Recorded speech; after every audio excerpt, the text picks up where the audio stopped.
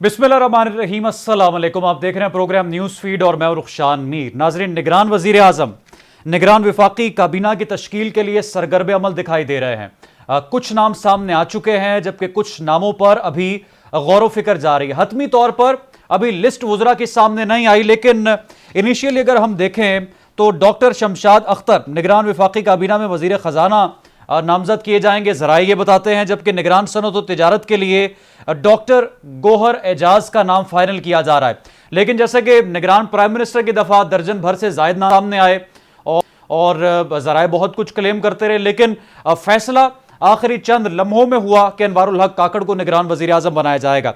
अब काबीना की तश्कील के लिए निगरान वज़ीर आज़म एक बात तो क्लियर कर चुके हैं कि सियासी शख्सियात का इंतखाब नहीं किया जाएगा, न्यूट्रल शख्सियात का इंतखाब किया जाएगा जिनकी कोई सियासी वाबस्तगी ना हो, टेक्नोक्रेट्स हो, साबिक ब्यूरोक्रेट्स हो, और इस निज़ाम को संभाला देने के लिए उनकी जो शख्सियत और जो उनकी काबिलियत है उसकी जांच पड़ताल के बाद यह फैसला किया जाएगा कि निगरान काबीना में कौन कौन शामिल हो सकता है। अब डॉक्टर गौहर एजाज साहब का नाम जिस तरह से मैंने आपको बताया और डॉक्टर शमशाद अख्तर का नाम जो है वो सामने आ रहा है, तो यकीनी तौर पर डॉक्टर गौहर एजाज की भी इंडस्ट्री के लिए गिरां कदर खिदमात है और यकीनी तौर पर यह तवक्को की जा सकती है कि जिस वजारत का कलमदाम उन्हें सौंपा जाएगा उसमें बेहतरी के लिए वो हमें सरगर्म दिखाई देंगे। लेकिन सबसे बड़ा और बुनियादी सवाल यह है कि कीमतों में मुसलसल इजाफा हो रहा है और जैसा कि आपको बताया कि ताज़ा खबर यह है कि पेट्रोल की कीमत में फिर बेशुमार बेपनाह इजाफा किया गया है। जनवरी में जो पेट्रोल था फी लीटर 214 रुपए था और डीजल की फी लीटर कीमत 227 रुपए थी, इसमें इजाफा किया जाता रहा। 1 अगस्त को पेट्रोल 272 रुपए फी लीटर किया गया और डीजल की कीमत को बढ़ाकर 273 रुपए किया गया और यह एक बहुत सरप्राइजिंग इकदाम था हुकूमत का, क्योंकि हुकूमत एग्जिट फेज में थी और जाते जाते उसने कीमतों में इजाफा किया। अब निगरान वजीर आजम का दूसरा रोज और पेट्रोल की कीमत में इजाफा करके फी लीटर जो कीमत है वो 291 रुपए कर दी गई है। मैं प्रोग्राम में सबसे पहले तो यह भी जानना चाहूंगा कि क्या फर्क इससे पड़ता है टेक्नोक्रेट्स या ब्यूरोक्रेट्स की अगर निगरान हुकूमत आती है और अगर सियासी शख्सियात का इंतखाब किया जाता है, और जो महंगाई मुसलसल हो रही है इसका जिम्मेदार कौन होगा? क्या अब भी हमने यही कहना है कि पीटीआई इसकी जिम्मेदार है? और कुछ और भी अहम मामलात है। डॉक्टर हसनैन जावेद माहिर मौशिया प्रोग्राम में मौजूद, सीनियर तज्जियाकार जफर इलाली साहब हमें ज्वाइन कर रहे हैं, बैरिस्टर गौहर साहब वकील हैं पीटीआई चेयरमैन के और सीनियर कानूनदान हैं, वो भी हमारे साथ प्रोग्राम में मौजूद होंगे। डॉक्टर हसनैन जावेद साहब, आपकी शिरकत का बहुत शुक्रिया। आपने पहले भी पेशीनगोई की थी कि पेट्रोल जो है ये 300 रुपए से ऊपर जाएगा, अब आपको क्या लग रहा है फिर पेट्रोल बम गिरा दिया गया है? जी हाँ, मैं सिर्फ ये अर्ज करूंगा कि ये अभी आप पर जितना इजाफा आपने बताया है इसके अंदर तकरीबन 50 से 100 रुपए का मजीद इजाफे के लिए तैयार रहिए, प्लस डॉलर के अंदर मजीद इजाफे के लिए तैयार रहें और तमाम चीजों के अंदर जितनी भी कमोडिटीज हैं इनके अंदर हाइपर इन्फ्लेशन आप देखेंगे। और ये मैं आपको डरा नहीं रहा, ये होगा, क्योंकि 75 साल के अंदर आपने जीडीपी जो सिफर जो इशारिया 2% जितनी आप यानी 0.29 पर आप हैं, जिसका कम से कम जीडीपी इस करंट सिनेरियो के अंदर हमारे पास 7% होना चाहिए था। लेकिन आईएमएफ का कहना की वजह से जो हमारी ग्रोथ है वो आईएमएफ कहता है कि अगर वो स्टेडी रही, स्टेबल रही तो 2027 तक 5% तक पहुंच जाएगा, जो कि उस पर आप सिर्फ ये कह सकते हैं कि दिल्ली दूरस्त। तिजारती खसारा अगर आपका टोटल देखा जाए तो 11 महीनों के अंदर आपका 41% से कम होकर तकरीबन 25 तकरीबन 69 बिलियन डॉलर तक पहुंच गया। अब दरामदात बरामदात सारी चीजें निकाल लें और खुर्रम दस्तगीर साहब का बचगाना किस्म का आप जो है वो आपने स्टेटमेंट सुना होगा कि हमने करंट अकाउंट खसारा जो है वो कम रखा। भाई, जब ग्रोथ ही नहीं होगी तो करंट अकाउंट खसारा कैसे बढ़ेगा? तो सारी के सारे मामलात और अदाद शुमार मैंने आपको बता दिए हैं। पाकिस्तान के पास जो तकरीबन 8.2 आपका फॉरेन रिजर्व्स में पड़ा है, उसको वो रिजर्व में पड़ा रहने दें। वो मैक्सिमम विंडो ड्रेसिंग है, आपके इस्तेमाल के लिए नहीं है। सऊदीया ने पैसे आपको इस्तेमाल के लिए नहीं दिए, दुबई ने इस्तेमाल के लिए नहीं दिए, तो किस तरीके से हो गए? टेक्नोक्रेट गवर्नमेंट जरूरी है, लेकिन टेक्नोक्रेट गवर्नमेंट ने और कौन लोग होंगे ये बड़ी इंपॉर्टेंट बात है, लेकिन मैं इस पर अभी बात नहीं करता। लेकिन मैं आपको सिंपल ये बताऊं कि आपकी इंपोर्ट और एक्सपोर्ट बैलेंसेस ना होने की वजह से इस टाइम पर सारा का सारा निजाम जो आपका बन जाएगा। बिजली मजीद महंगी होने जा रही है, ये मैं आपको बता दूं। तकरीबन आपने क्योंकि वजीर आला पंजाब जो थे वो कहकर गए थे कि दयामीर भाषा डैम, दासू डैम हमने नहीं बनाया, और उसके वजह से हमने तकरीबन 450 अरब रुपए का खसारा करते हैं। और ब्यूरोक्रेट्स के अंदर उन्होंने, मैंने आपको पहले भी बताया था, तकरीबन 380 अरब रुपए की चोरी सिर्फ ब्यूरोक्रेट्स की तरफ से होती है, और 200 अरब रुपए की जो चोरी जो है वो बाकी मामलात की तरफ से होती है। और फिर मैंने आपको ये भी आपके ही प्रोग्राम में बताया था, और फिर बता देता हूं कि एलएनजी, हाइड्रो, कोल, ईरानी बिजली, मुकामी कोयला, nuclear, biogas, local gas, wind, इन सब के लिए इंफ्रास्ट्रक्चर चाहिए होता है जो पाकिस्तान में नहीं है। सिर्फ हाइड्रो का जो है वो एक सिस्टम बन सकता था जो 6.94 पर था, तो दयामीर भाषा और दासू भी चला देते तो अभी हमें बिजली सिर्फ 3 रुपए की पड़नी थी। अल्टरनेटिव एनर्जी रिसोर्सेज तो बड़ी दूर की बात है। सो करंट अकाउंट खसारे से जीडीपी का ताल्लुक ये है भाई कि 5 रुपए का, मीर साहब आपको पता है, आप समझदार हैं, तो ये पॉसिबल नहीं हो सकता। मगर हमारा मसला ये कि जैसे हमारा जीडीपी 4 का नंबर क्रॉस करता है तो हमारा करंट अकाउंट बढ़ जाता है। तो हमारा करंट अकाउंट 4 नहीं होने जा रहा, ये मैंने आपको बता दिया। और इंटरनेशनल वर्ल्ड रिव्यू के मुताबिक भी आप देख लें, हर जगह आप जाकर चेक कर लें, ये माशी अहदाफ ऐसे नहीं है। आपका एक्सपोर्ट के ऊपर जब आपने जैसे बात की, अभी अगर आपने देखे एसआईएफसी के ऊपर, मिनरल्स एंड माइंस के ऊपर बात करनी है, आपने बलूचिस्तान के ऊपर सारा गौर करना है, और आपने जो कंपनीज लेकर आनी है, भारत गोल्ड को 50% देना है, फिर आपने वफाक ने 25% देना है, और फिर बलूचिस्तान को 25% देना है। अच्छा, अब उसकी डिवीजन ही ऐसी है कि टोटल आपकी जो कैबिनेट है वो वफाक ने खेलनी है, यानी पंजाब यतीम हो गया, केपी के यतीम हो गया, और सिंध यतीम हो गया। इनके ऊपर जो है वो सारी इंटरिम गवर्नमेंट, यानी 3 दफा उनके ऊपर जो है वो कानून साजी की गई। आर्टिकल 224 के तहत जो है वो 90 दिन के इलेक्शन कहे गए, पामाल कर दिए गए। आगे आने वाले वक्तों में मैं आपको ये बड़ी खबर बता रहा हूं कि ये जो गवर्नमेंट केयर टेकर की है, ये 2 साल के लिए आई है, और 2 साल आप इनको हटा नहीं सकते, हिला नहीं सकते, और ये ऐसे नाम होंगे जो आपने कभी सोचे भी नहीं होंगे, और ये फ्रीज कर दिए जाएंगे। और फिर इसके बाद जो है वो बिजली का तूफान इसी तरह बढ़ता जाएगा। आप ही के प्रोग्राम के अंदर आप मुझे बताएंगे कि 15 के बजाय अब जो है वो रेडियो के टैक्स भी बढ़ जाएंगे, इनडायरेक्ट टैक्स बढ़ जाएंगे। सबसे इंपॉर्टेंट बात मैं ये करना चाहता हूं कि बिजली आप कंज्यूम करते हैं तो उसको सेल्स टैक्स आपके ऊपर क्यों लगाया जाता है? कोई अकल की बात है? हमारे ठीक है पाकिस्तान के अंदर डॉक्टर साहब, मैं आपके पास दोबारा आता हूं। जफर हिलाली साहब ने भी हमें ज्वाइन किया। मैं जरा पहले आपको ये दिखा दूं कि पेट्रोल की कीमतों में इजाफा करने से अवाम बिलबिला उठे हैं और लोग सड़कों पर इस वक्त सरापा एहतजाज है। हमने लोगों से बात की है, जरा सुने पहले। कर लेंगे ना, कोई बोलने वाला नहीं इनको। पेट्रोल हर महीने बढ़ाएं, रोजाना बढ़ाएं पेट्रोल, इनको बोलने वाला कोई भी नहीं है। ये ऐसे ही करते रहेंगे जब तक आवाम रोडों पे नहीं आएगी। मन में कुछ गरीबों का सोच नहीं है, पेट्रोल पे पैसे बढ़ा दिए, अभी आदमी क्या करेगा? अपने आप को आग लगा देगा, तबाही कर देगा, बच्चों को कहाँ से पालेगा? 20 रुपए कम करके 50 रुपए बढ़ा देते हैं, 5 रुपए कम करके जो ना 25 रुपए बढ़ा देते हैं। ये तो ना इंसाफी। पहले भूख से लोग इतना मर रहे हैं, बेचारे लोग परेशान हैं जो ना। कि अल्लाह पाक रहम करे हमारी कौम पे, हमारे पे, पूरी मिल्लत इस्लामिया पे। बस अल्लाह पाक से ही इल्तिजा कर सकते। तो नाज़रीन, अवामी राय आपने सुनी है। ये हमने चंद लोगों से सिर्फ बात की है, लेकिन अवाम की बड़ी अक्सरियत इस वक्त सरापा एहतजाज है कि बहुत ज्यादती हुई है महंगाई के इस दौर में। पेट्रोल की कीमतों में इस तरह से इजाफा किया गया। जफर हिलाली साहब सीनियर तज्जियाकार साथ मौजूद हैं। सर, पहले तो आप ये बताइएगा कि निगरान काबीना की तश्कील के लिए अभी मुलाकातें जा रही हैं, मीटिंग्स हो रही हैं। अब ब्यूरोक्रेट, टेक्नोक्रेट सेटअप और सियासी शख्सियात और गैर जानिबदार। सर, गैर जानिबदारी का फैसला कौन करेगा कि जिन शख्सियात का इंतखाब किया जा रहा है ये वाकई गैर जानिबदार हैं और इलेक्शंस को फ्री एंड फेयर करवाएंगे? जिन्होंने इनको लाया है उनका बड़ा ये आवाज होगा। तो अगर आप पूछ रहे हैं कौन करेगा, तो वो करेंगे। They will have the casting vote, जैसे अंग्रेजी में कहता है। आखिर में उनकी बात सुने जाएगी, नंबर 1। दूसरी बात, आप ये जो कीमतों की बात करते हैं, तो इंटरनेशनल प्राइस बढ़ा है कि कम हुआ है? ये लोग जो कहते हैं कि पेट्रोल की कीमत बढ़ रही है, तो इंटरनेशनल प्राइस बढ़ा है।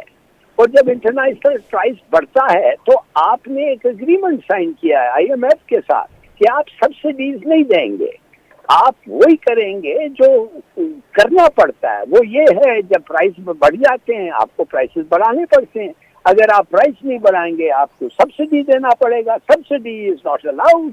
आपने जिस किस्म का एग्रीमेंट साइन किया है वो सब्सिडी नहीं अलाउ करता है। तो यार समझाओ, सीधी सादी बात, ये शोर शार करने से कुछ नहीं होगा। ये जो गवर्नमेंट आई है ये पॉलिटिशियंस नहीं है, ये पॉलिटिकल नहीं है, इनको परवाह ही नहीं है जो आप कहते हैं और मैं कहता हूँ। ये गवर्नमेंट जो है ये अपने एग्रीमेंट के तहत चलेगी। एग्रीमेंट ये है प्राइस बाहर बढ़ेगा, इधर बढ़ाओ। एग्रीमेंट ये है कि अगर आपके पास टैक्स काफी नहीं है और टैक्स लगाओ। ये एग्रीमेंट ये है कि आपको वापस देना है वो कर्जा जो आपने बैंक से लिया है, और अगर आप नहीं दे सकते हैं तो फिर टैक्स बढ़ाओ। सीधी सादी बात है। ठीक है, आपको लगता है कि इन हालात में, जिस तरह से डॉक्टर सैन साहब भी फरमा रहे थे कि 2 साल तक ये केयर टेकर सेटअप चल सकता है, आपको नहीं लग रहा कि 90 रोज के अंदर या 2-4 और महीने में इलेक्शंस होंगे सर? 2 साल क्यों भाई, 10 साल क्यों नहीं? जितना देर लगेगा पाकिस्तान को स्टेबलाइज करने के लिए और उसकी इकोनॉमी को सेंस डालने में, उतना देर तक चलेगा। माफ करिए, अगर आपके सियासतदान नहीं कर सकते, झूठ बोलते हैं, सब्सिडीज लेते हैं, चोरी करते हैं, तो क्या आप चाहते हो वो वापस आए? इसलिए कि आपने कितने दफे नवाज शरीफ को और पीपीपी को इलेक्ट किया है, आप वापस चाहते हैं इन लोगों को? वो तो they are the source of the problem. और शोर कर रहे हैं आपके ये वोट से, आपका vote is an uneducated vote. माफ करिए, आप फिर वो ही उनको ले आएंगे, फिर वो ये हालत करेंगे। ठीक है, तो सर कसूरवार अब कौन है? अब जैसा कि आते साथ ही निगरान प्राइम मिनिस्टर के दौर में भी पेट्रोल महंगा हो गया, 1 अगस्त को भी महंगा हुआ, तो इस इन्फ्लेशन का जिम्मेदार अब फिर हम इन्हें करार देंगे या माजी की हुकूमत जो 16 महीने रही वो कहते रही पीटीआई इसकी जिम्मेदार है? यार बैड इकोनॉमिक पॉलिसी कसूरवार है। किसने किया गलत पॉलिसी? जिन गवर्नमेंट थे, और आप जानते हैं वो कौन से गवर्नमेंट थे, पीपीपी के और नवाज शरीफ के। और कौन किया है भाई? कितने 3 दफे 4 दफे ये आके आपकी मईशत को तबाह किया है इन्होंने। आपका ग्रोथ रेट देखें, शर्मिंदगी आ रही है। तो फिर आप क्या कहना चाहते हैं? अफगानिस्तान का पैसा अब आपसे तगड़ा हो गया है। बिल्कुल दुरुस्त कह रहे हैं। अच्छा सर, आम इंतखाबात के लिए नई मरदमशुमारी का फैसला भी सुप्रीम कोर्ट में चैलेंज किया गया है और वफाकी हुकूमत, इलेक्शन कमीशन, मुश्तरका मुफादात काउंसिल और चारों सूबों को फरीक इसमें बनाया गया है और 90 रोज में इलेक्शंस करवाने की इस्तदा की गई है। जब साबिक वजीर आजम प्राइम मिनिस्टर साहब जा रहे थे तो उन्होंने भी बारहा कहा कि 90 रोज के अंदर इलेक्शंस होंगे और दीगर जो साबिक वफाकी वज़रा थे वो भी इसी बात पर जोर डालते रहे। लेकिन अब जिस तरह से आप बता रहे हैं और हमें भी, पब्लिक को भी ये नजर नहीं आ रहा कि इलेक्शंस के मोड में जाएगी केयर टेकर गवर्नमेंट बहुत जल्दी, तो सर इसका जिम्मेदार कौन होगा डिले का? सर देखिए, क्यों डिले होगा आपको बताना पड़ेगा ना, किस लिए डिले हो रहा है।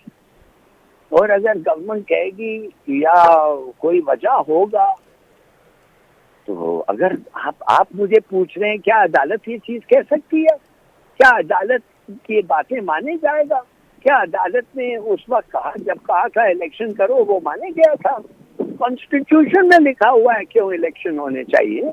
और इन लोगों ने पीडीएम जो शोर कर रहे हैं अभी, वो क्या है? बानी साहब कह रहे हैं हम गिनती कर रहे हैं हर रोज 90 दिन कब खत्म होगा, या 30 जो भी है 90 दिन, और फिर इलेक्शन होंगे, हम गिनती कर रहे हैं। अगर आप गिनती कर रहे थे, आपको इतनी इलेक्शन की खुशी थी, तो उस वक्त क्यों नहीं आप पीडीएम जिसके आप एक पार्टनर थे, उधर क्यों नहीं आपने शोर किया और कहा करो इलेक्शन? उस वक्त तो नहीं कहा जो कॉन्स्टिट्यूशन में लिखा है। और अब आप कहना चाहते हैं इसलिए आपके क्या प्रोटोकॉल के बगैर रह नहीं सकते, लूट के बगैर रह नहीं सकते? ठीक है, डॉक्टर हसनैन जावेद साहब, आपका रुख करूंगा। अब निगरान वजीर आजम अहम शख्सियात से सलाह मशवरे कर रहे हैं काबीना की तश्कील के लिए और उन्होंने वाज़ेह कहा है कि गैर जानिबदार काबीना होगी। केयर टेकर सेटअप के जो भी मेंबर्स होंगे उनका ताल्लुक किसी सियासी जमात से नहीं होगा, ब्यूरोक्रेट या टेक्नोक्रेट होंगे। तो आपको लगता है मईशत को कोई संभाला भी मिलेगा इससे?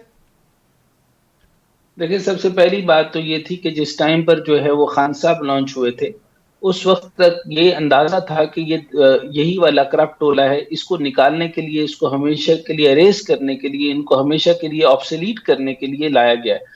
और उसके बाद से फिर वही डेमोक्रेटिक हालात हो गए और वो सारा मामला जब चला तो मईशत के वही हालात हुए। लेकिन ये पता नहीं था कि वो 3.5 साल के अंदर जो है वो 150% की महंगाई ज्यादा हो जाएगी, कर्जे 150% से ज्यादा चले जाएंगे और सारा मामला यानी पेट्रोल डीजल ये सारा मामला वही चलेगा। और आईएमएफ ने आपको स्टक करके रख दिया और आईएमएफ की इंस्ट्रक्शंस के अलावा तो आप चल ही नहीं सकते थे। इससे पहले भी जो हरकत की थी वो असद उमर साहब ने 8 महीने लेट करने की और उसके बाद जो है वो इसहाक डार साहब थोड़े से हीरो बनने की कोशिश की, मुफ्ता इस्माइल भी नहीं कर सका। तो इसका मतलब है कि इंचार्ज ऑफ द जो वजारत खजाना है वो आईएमएफ है और उसके बगैर वो नहीं चल सकते। अब केयर टेकर गवर्नमेंट का मामला जो आप कह रहे हैं वो कंपैरिजन आप देख लें, आपने किस तरीके के लोग लेकर आने हैं। Right person for the right job, democracy fell off the यानी डेमोक्रेसी फेल्स। और अगर यानी कंप्लीटली अगर आपने कहीं देखना हो और ऐसा केस स्टडी देखना हो कि इतनी बुरी तरीके से मस्क किया और सियासतदानों के अपने कार्टलाइजेशन ने, इन्होंने गंदम को जो है वो यानी चीनी जो आपको 80-85 की मिलती थी, इन्होंने इसको पहले इंपोर्ट किया, इंपोर्ट को वापस मंगवाकर आपकी अपनी कौम को जो है 160 रुपए की दिया। फिर गंदम को महंगा किया, फिर इन्होंने कॉटन बेल्स की हटाकर इन्होंने गन्ना उगाया, गन्ना उगाकर आपके मुल्क के साथ चीनी पैदा की। और फिर जो है ये सारे के सारे सल्तनत अशराफिया जो है इन सारों ने अपना खेल रचाया और पैसा दबा के कमाया। और अब भी जो है वो अगर इनको सपोर्ट करने के लिए चलना सल्तनत अशराफिया नहीं है। लेकिन ये जो काकड़ साहब का आना है इससे सेटबैक यकीनी तौर पर होगा। मुझे ये लगता है कि एक दफा दोबारा हाथ होगा इनके साथ, शहबाज शरीफ के साथ भी, इसके साथ पीडीएम के साथ भी। लेकिन हैरान कुन बात यह है कि अमलगमेशन अभी तक समझ में नहीं आई। और अगर पेट्रोल और ये सारी चीजों के अंदर जो है वो आपको जो यानी कोई शायबा नजर नहीं आया कुछ ही पॉजिटिविटी का, जिस तरीके से मैं आपको बता रहा हूं, ना मुझे डॉलर स्टेबल होता नजर आ रहा है, ना पेट्रोल, ना आवाम को बिजली में सस्ती मिलेगी। आप अंदाजा कीजिए कि 400 यूनिट आपको 12,300 रुपए का मिलेगा और एक भी यूनिट आपका, और पीक आवर्स का भी आपको बताता चलूं कि पीक आवर के अंदर आपको पता भी नहीं चलेगा कि आपका बिजली का बिल कितना आया है। और 46,000 जो है जो कमा रहा है वो गुर्बत की लकीर से नीचे है। तो यूं 10 करोड़ लोग आपकी गुर्बत की लकीर से नीचे चले गए। इसके साथ जो इनकी जो मुलाकातें हो रही हैं फजल रहमान साहब से भी हो रही हैं, शहबाज शरीफ साहब से भी हो रही हैं, अगर पत्ता तब्दील होता है और कैबिनेट अनाउंस होती है और अगर उनके जो है वो यानी डॉट्स जो हैं वो यानी हफीज शेख की तरह कहीं ना कहीं से मिलते जुलते नजर आ रहे हैं। जैसे अभी तक मजबूत नाम जो है वजारत खजाना का जो मेरे पास आया वो लाया जा रहा है तकरीबन उनका डॉक्टर मसूद का। डॉक्टर मसूद जो है वो इमरान खान के दौर के अंदर भी वो रहे हैं, उधर उसके अंदर सेक्रेटरी फाइनेंस थे एंड देन फिर वो जो है असिस्टेंट टू प्राइम मिनिस्टर रहे। तो यानी चेहरे तब्दील करने हैं, पॉलिसी वही होगी, तरीकाकार वही होगा। तो आईएमएफ को उससे डील किसने करना है, राइट टाइम कौन होगा? प्योर टेक्नोक्रेट्स तो पाकिस्तान को छोड़ के जा चुके, 19 लाख लोग तो पाकिस्तान को छोड़कर जा चुके हैं। पूरी दुनिया के अंदर काबिल तरीन लोग हैं, लेकिन जब आपके पास पाकिस्तान में विल ही नहीं होगी तो कैसे होगा? अगर आपका जो सब्जेक्ट है, आपकी डेमोक्रेसी बिल्कुल फेल हो गई, अब आप कौन सा सिस्टम लेकर आना चाहते हैं? अब आप देख लें कि करना क्या है। यानी SIFC अंडर द मिलिट्री चलनी है, उसके बाद आपने मिनरल्स एंड माइंस को चलाना है। इससे पहले 3-4 समिट हो चुके हैं, बहुत से ममालिक इसके अंदर इंटरेस्टेड हैं। वो कह रहे हैं कि हमें सिर्फ और सिर्फ स्टेबिलिटी चाहिए।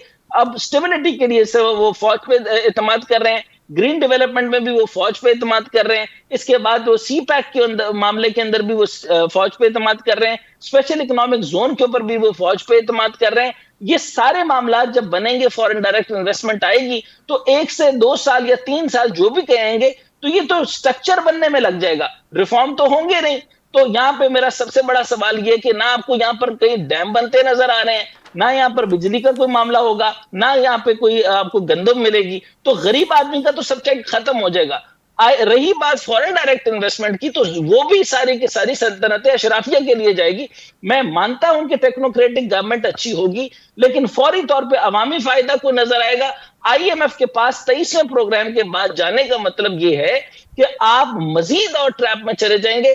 तो सिर्फ और सिर्फ इसको मैं लफ्ज इसको एक्सपंज भी किया जा सकता है, बुरा भी है, लेकिन माशी जलालत में आप मजीद गिरते चले जाएंगे। ये एक दलदल है जिसके अंदर आप बड़ी तेजी से जा रहे हैं। और मैं झूठ नहीं बोल सकता, पाकिस्तान के साथ कंपैरिजन जो आपका था वो आपने देखा कि 9 महीने का कंपैरिजन पिछले 3.5 महीने में किया जाए तो 150, 200, 300% महंगाई बढ़ी है। यानी एक मुर्गी जो 250 रुपए की होती थी वो 900 रुपए की बिकी, और सरिया जो है वो तकरीबन उसके अंदर 8-8, 9-9 हजार का फर्क आया।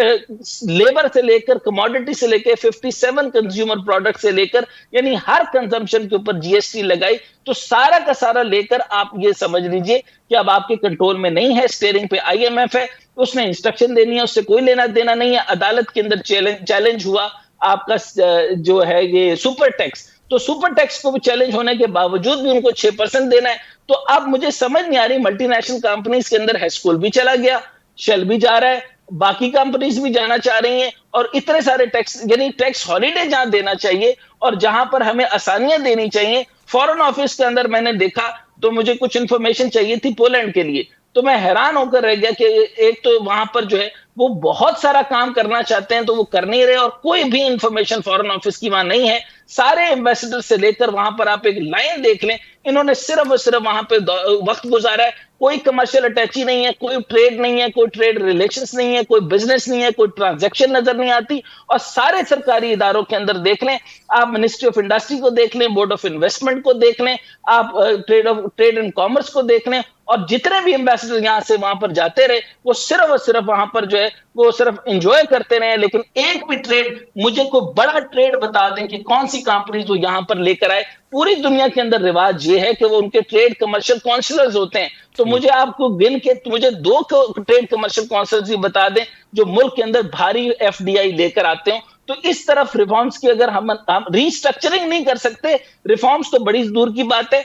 एक कहते हैं कन्वेंशनल विजडम, आप, मैं कन्वेंशनल इकोनॉमी की बात कर रहा हूं, मुझे आप अल्टरनेटिव एनर्जी सोर्स की बात ना करें, मुझे हाइड्रो से ही बिजली बना लेने दे, मैं इस पे भी बड़ा खुश हूं। गरीब को थोड़ा सा सांस मिल जाए, उसके बाद आपने जो ठीक है सर, ब्रेक के बाद इस पर गुफ्तगू के सिलसिले को आगे। नाजरीन, निगरान काबीना के लिए ज़राए के मुताबिक 10 से 12 वुज़रा लाने की जो है वो तजवीज़ पेश की गई है। पहले मरहले में ख़जाना, खारजा, दाखिला, इत्तलात और कानून के वुज़रा हल्फ उठाएंगे, और जो चंद नाम ज़ेर गर्दिश हैं जिनमें से ज़राए ये बताते हैं कि 2 नामों पर इत्तेफाक कर लिया गया है, अनाउंस भी कर दिया जाएगा ऑफिशियली। मैं चंद नाम आपके सामने रखना चाहता हूँ।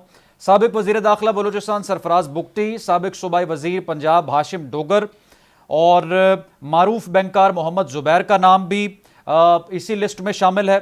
जबकि जलील अब्बास जलानी, शाहिद आफरीदी, फैसल वावडा, मेजर रिटायर्ड खुरम हमीद रोखड़ी और सीनियर सहाफ़ी सलीम साफ़ी के नाम भी ज़ेर गर्दिश। हफीज़ शेख, गौहर एजाज, जुगनू मोहसिन, जुल्फ़िकार चीमा, शमशाद अख्तर और रज़ा बाक़िर भी मुमकिना वुज़रा की फहरिस्त में शामिल हैं। सहाफ़ी, सीनियर सहाफ़ी हामिद मीर साहब का नाम भी ज़ेर गर्दिश था, लेकिन उन्होंने अपने प्रोग्राम में इसकी तरदीद की। लेकिन अभी आज भी मुलाकात हुई है वफाकी दारुल हुकूमत इस्लामाबाद में। कल सुबह फिर एक मुलाकात स्केजुअल है, और बहुत जल्द मुमकिना तौर पर इस काबीना में जो वुज़रा होंगे उनकी लिस्ट भी ऑफिशियली सामने आ जाएगी। हम इसी काबीना की तश्कील पर बात करेंगे। बैरिस्टर गौहर ब्रेक के साथ ब्रेक के बाद हमारे साथ मौजूद रहेंगे। हाजिर होते हैं। Welcome back. नाज़रीन, ब्रेक से पहले हम बात कर रहे थे निगरान काबीना की तश्कील और जो चैलेंजेस दरपेश होंगे निगरान हुकूमत को। उस हवाले से हमें प्रोग्राम में ज्वाइन किया बैरिस्टर गौहर खान साहब ने, पीटीआई चेयरमैन के वकील भी हैं और माहिर कानून है। सर, बहुत शुक्रिया आपके वक्त का। अनवारुल हक काकड़ ने बतौर केयर टेकर प्राइम मिनिस्टर हल्फ भी उठा लिया है, और अब तो निगरान काबीना की तश्कील पर भी गौर फिक्र जारी है। जो 10-12 नाम सामने आ रहे हैं मोस्टली या तो साबिक ब्यूरोक्रेट हैं या टेक्नोक्रेट्स हैं, तो आप बतौर कानूनदान या पीटीआई चेयरमैन के वकील क्या समझते हैं कि ऑपोजिशन की मर्जी के मुताबिक ये तमाम तर चीजें हुई हैं कि किसी सियासी जमात से किसी का भी ताल्लुक नहीं है? नहीं, मैं जहां तक इस बात का ताल्लुक है कि जी निगरान वजीर आजम कैसे बने, तो मैं समझता हूँ एक बहुत बड़ा सवालिया निशान जरूर है, और वो सवालिया निशान ये है कि आईनी और कानूनी तौर पर तो ये जिम्मेदारी है प्राइम मिनिस्टर की और लीडर ऑफ द अपोजिशन की, लेकिन उन्होंने अपने अपने तरफ से जो जिस तरह प्राइम मिनिस्टर की अपनी कोalition है उनके साथ जो कंसल्टेशन की, उसी में भी ये नाम नहीं आया था, और लीडर ऑफ द अपोजिशन ने भी कभी इसका जिक्र नहीं किया था। तो आला पसडन के नाम का आना कोई बिल्कुल मजायके से कम तो मुझे नहीं लग रहा। लेकिन अभी अगर वो वजीर आजम बन चुके हैं और छोटे सूबे से हैं, तो उम्मीद करनी चाहिए कि वो सही काम करेंगे।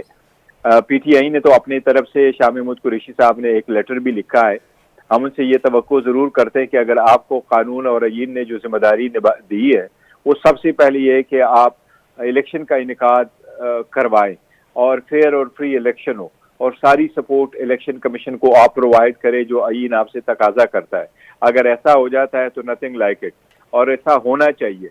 और सबसे पहली बात यह कि जब ये चीफ एग्जीक्यूटिव है और एक नई शुरुआत हुई है, तो ये देखो जिस तरह लोग बेगुनाह और बाकी जेलों में बंद है उनकी तरफ भी करे, पॉलिटिकल लोगों के साथ जो ज्यादतियां हुई हैं ये भी खत्म करे, और ये सारी पॉलिटिकल पार्टी को एक जैसे लेवल प्लेइंग फील्ड प्रोवाइड करे, ताकि सारी पॉलिटिकल पार्टी एक जैसे की मैदान में उतरे और इलेक्शन हो। और इस तरह इलेक्शन कमीशन ने एक नोटिफिकेशन किया हुआ है कि सोशल मीडिया पे पाबंदी होगी, कोई पॉलिटिकल पार्टीज और लोगों का रुझान कैसे होगा, और वो जो सर्वे होते हैं ये सर्वे नहीं होगा। ये तो इलेक्शन कमीशन भी एक पुराने 1980s वाले सिस्टम की तरफ लोगों को धकेल रहे हैं। तो प्राइम मिनिस्टर को चाहिए कि इस पर भी एक्शन करे, क्योंकि इलेक्शन कमीशन के पास ऐसा कोई इख्तियार नहीं है। तो ये भी उनको कंसल्टेशन में ले लें, और मैं जितनी भी इनके कोशिश है वो इस बात पे मरकूज होनी चाहिए कि जल्द इलेक्शन का इनेकाद कैसे मुमकिन बनाया जाए। ठीक है, जैसा कि पहले नाम पेश किए जाते रहे, 2 नाम पीपल्स पार्टी ने दिए, मुस्लिम लीग नवाज से ताल्लुक रखने वाली शख्सियात के नाम सामने आते रहे, तो आपने भी दुरुस्त कहा है कि लेकिन जिस तरह से अब फिर अनवारुल हक काकड़ साहब का नाम सामने आया, जो कि पहले कोई भी तवक्को नहीं इसकी कर रहा था, अब निगरान काबीना की तश्कील का मामला है, तो वही नाम सामने आ रहे हैं जिनका ना नून लीग से ताल्लुक है, ना पीपल्स पार्टी से ताल्लुक है, ब्यूरोक्रेट या टेक्नोक्रेट। सर मैं ये भी आपसे जानना चाहूंगा कि आपको क्या लगता है जिस तरह से हालात बन रहे हैं और ये निगरान काबीना की तश्कील है, पीटीआई चेयरमैन पर भी अब जो मुकदमात हैं उनमें कुछ कमी आएगी और इलेक्शन कैंपेन में वो शामिल होंगे? जहाँ तक खान साहब की इस बात का ताल्लुक है, तो मौजूदा गवर्नमेंट को कि ये केस तो पहले से शुरू हो चुके हैं, और लेकिन और बहुत ज्यादा केसेस बनाए थे, और हमारा केस अभी तो लग गया जो सस्पेंशन ऑफ सेंटेंस है। तो शहाना वाला केस जिसमें खान साहब अरेस्ट हुए हैं वो 22 तारीख के लिए फिक्स हुआ है। हमें उम्मीद है इंशाल्लाह ताला कि ये जजमेंट सस्पेंड हो जाएगी और खान साहब बाहर आ जाएंगे।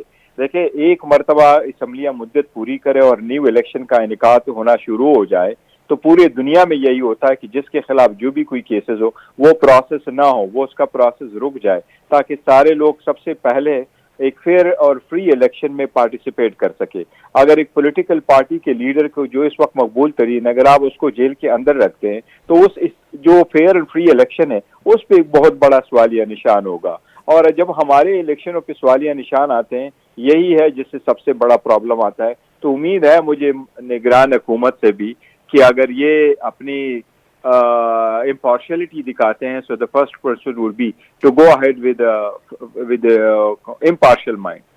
ठीक है, और अगर सर डिले होता है, साल 1.5 या 2 साल इलेक्शंस होते ही नहीं, तो फिर कौन जिम्मेदार होगा इसका? देखिए, अगर इलेक्शन डिले होता है तो आईन में इसकी कोई गुंजाइश नहीं है, और इसकी अगर जिम्मेदारी है तो मौजूदा हुकूमत पे ही होगी, निगरान हुकूमत। अगर वो निगरान सेटअप आता है तो ये नहीं कह सकते कि पहली हुकूमत ये काम छोड़ गई तो हम नहीं कर सकते। इनकी सबसे बड़ी जिम्मेदारी ये है कि इलेक्शन कराए, और वो 90 डेज में। सुप्रीम कोर्ट पहले भी कह चुकी है, जिस तरह इन्होंने अभी करवाया कि जी सेंसस आने हैं, और सेंसस के इलेक्शन लॉ में यह है कि सेंसस 4 महीने पहले होगा जनरल इलेक्शन की डेट से, और अदरवाइज कट अप होगा। दूसरी बात है कि अगर आप सेंसस करें तो सीटें बढ़नी चाहिए। सीटें बढ़ नहीं सकती क्योंककि आर्टिकल 51 में तरमीम के लिए आईनी तरमीम चाहिए, वो असम्बली भी नहीं है और उनके पास मेजॉरिटी भी नहीं थी। अगर सीटें बढ़नी नहीं है तो डिलिमिटेशन तो इलेक्शन कमीशन पहले करा चुका है। लास्ट अगस्त में इलेक्शन कमीशन ये प्रोसेस कंप्लीट कर चुका था, और इसी के बेस पे इलेक्शन कमीशन ने स्टेटमेंट भी दे दी थी आपने during the no confidence before the Supreme Court कि हम नवंबर तक उसके बेस पे इलेक्शन करवाएंगे, और बाद में भी इलेक्शन कमीशन ने इसका तकाजा जिक्र किया था। तो इसलिए किसी भी ग्राउंड पे इलेक्शन को डिले करना मुनासिब है। आए आप कथा कलामी की माजरत, तो चीफ जस्टिस ने खुद बराह रास्त अहकाम दिए। इन्होंने कहा कि हालात ठीक नहीं है, मुल्क में अमनो अमान की सूरत हाल बिगड़ रही है, फिर कहा कि हमारे पास फंड्स नहीं है।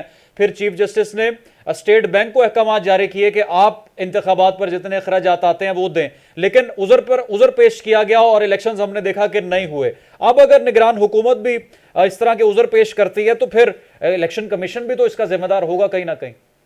देखिए मीर साहब, अभी जो इलेक्शन कमीशन को जिम्मेदारियां दी गई है, तो इलेक्शन कमीशन ने पहले भी लॉ में उनके पास बहुत बड़ा एक मैंडेट मौजूद था, बल इलेक्शन जिस किस्म की अमेंडमेंट करना चाह रही थी तो गवर्नमेंट ने वही इलेक्शन के लॉज में वही अमेंडमेंट कर लिए। सुप्रीम कोर्ट ने जो पहले ऑर्डर कर लिया था वो आइन की तशरीह कर ली थी कि आइन का मंशा यही है कि अगर असम्बली डिसॉल्व हो जाए तो 90 डेज में आप इलेक्शन करें। उस वक्त भी इनका जवाब ठीक नहीं था क्योंकि सारे रिकॉर्ड था, वो जब सुप्रीम कोर्ट ने जो लास्ट फाइनल ऑर्डर कर लिया था वो सब कुछ ब्यूरोक्रेट्स आए थे और फाइनेंस डिपार्टमेंट के सब आए थे कि money could be made available for the holding of election. वो बड़ा ही अनफॉर्चुनेट था जो नहीं हुआ। मैं समझता हूं कि मौजूदा हुकूमत, निगरान हुकूमत उस रविश पे नहीं जाएगी। अगर हमने आगे बढ़ना है तो अपनी पोजीशनों से एक एक दो दो स्टेप वापस जाना है, इस अवाम की खातिर, डेमोक्रेसी की खातिर, वरना फिर सब इकट्ठे तहरीक चलाएंगे डेमोक्रेसी को वापस लाने के लिए। ये जो हम निगरानों को लेके आते, जो मैं बजाते खुद समझता हूँ कि दुनिया में निगरान का कोई कंसेप्ट नहीं, हमारे आइन में निगरान का कोई कंसेप्ट नहीं था। पहली मरतबा जनरल जिया साहब इसको लेके आए, मुशर्रफ साहब ने उसको दवाम बख्शा और उसके बाद बदकिस्मती से 18वीं तरमीम के बाद जो बाकी तरमीमें हुई तो आर्टिकल 224A आया। अब ये खत्म होने चाहिए, लेकिन अगर जब तक ये मौजूद है और निगरान है तो निगरान का मकसद ये सिर्फ और सिर्फ इलेक्शन कराना, ना कि बाकी डिसीजन लेना। ठीक है बैरिस्टर गौहर साहब, बहुत शुक्रिया। डॉक्टर असद जावेद साहब, अब जब सूबों में इलेक्शंस की बात थी तो जिस तरह से उज़र पेश किए गए साबिका वफाकी हुकूमत की जानिब से कि अमन व अमान का मसला है, फंड्स हमें जो जितने दरकार इलेक्शंस करवाने के लिए वो नहीं हो सकते, मुआशी तौर पर हम इतने पस्त हो चुके हैं कि मुल्क इस वक्त इलेक्शंस का मुतहम्मिल नहीं हो सकता, इस तरह के मुतअद्दिद उज़र पेश किए गए। तो अब ये निगरान हुकूमत अगर इस सेटअप को प्रोलॉन्ग करना चाहे तो क्या उज़र पेश कर सकती है? आपको क्या लगता है कि अभी भी तो वही इकोनॉमिक क्राइसिस है सर?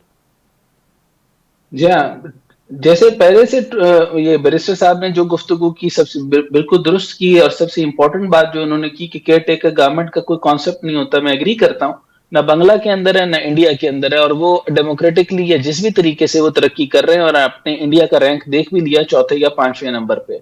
पाकिस्तान के अंदर 224 की बात हुई, आर्टिकल जो 224 के अंदर, जिसके अंदर 90 दिन की बात हुई, तो आज मोहसिन नकवी साहब का आप जरा दिन गिन लें कि कितना चल रहे हैं, और वो अब चलते जाएंगे। और इसी तरीके से ये प्लानिंग आज की नहीं थी, ये हमेशा से थी। लेवल प्लेइंग फील्ड को आप भूल जाएं, क्योंकि उनकी सिर्फ एक ही सेफ्टी और गारंटी है जो कि वो हो चुकी, यानी जो पीटीआई किसी भी सूरत में इलेक्शन में ना उतरे, और उसके उतरने का एक ही तरीका है कि वो इलेक्शन में आएगा तो डेफिनेट क्लीन स्वीप है, तो चुनाचे उसका एक ही तरीका कार है कि इलेक्शन ही ना हो। तो इसी तरीके से 254 का सहारा लिया जाएगा, जिसके अंदर जो है वो माशी सूरत हाल जिस तरीके से आपके साथ बनाई जा रही है, आपको और रुलाया जाएगा। मोहसिन नकवी साहब, मैं यहाँ पर ऐड करूंगा कि मुद्दत तो उनकी खत्म हो चुकी है, लेकिन एक एग्जाम्पल वो सेट कर रहे हैं आने वाले वजीर आला के लिए भी, और जो पीछे जा चुके हैं वज़राए आला उनके लिए भी, कि इस तरह से काम किया जाता है। ऐसा नहीं लगता आपको?